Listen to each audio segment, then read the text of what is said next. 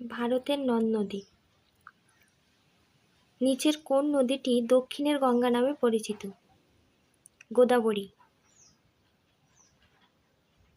মধ্যপ্রদেশে অবস্থিত ইন্দিরা সাগর বাঁধ নিচের কোন নদীর ওপর নির্মিত? নর্মদা।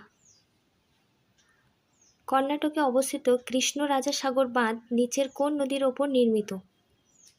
কাবেরী। আজমির নিচের কোন নদীর তীরে অবস্থিত? লুনি। আইজল নিচের কোন নদীর তীরে অবস্থিত?